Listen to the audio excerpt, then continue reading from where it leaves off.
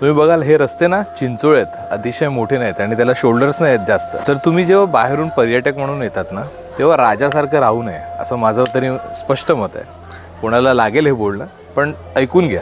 कारण कसं होतं ना, या जागेवरती एक तर तुम्हाला या जागेची सवय नाही आहे आणि इथे तुम्ही भरधाव गाडी पळवतात. रस्त्यात कोण थांबलेलं असेल, कोण पार्किंग करायला थांबलं असेल, कोणा काहीतरी रेस्टॉरंट्स वगैरे आहेत तिथे गर्दी असते, तिकडे आपले हॉकिंग करत राहणार, हॉर्न वाजवत राहणार.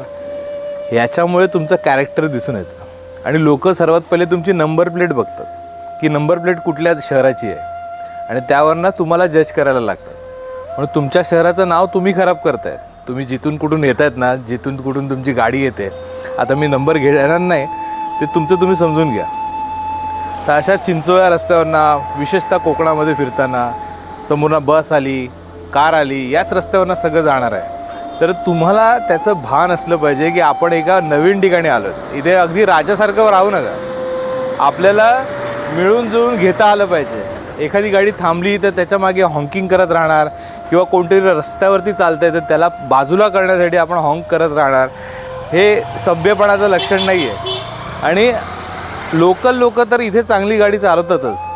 इथे लगेच खटकतो एखादा माणूस, तो लगेच कळतो की हा बाहेरून आलेला आहे आणि याला याची सवय नाही आहे. तर प्लीज याचं भान ठेवा.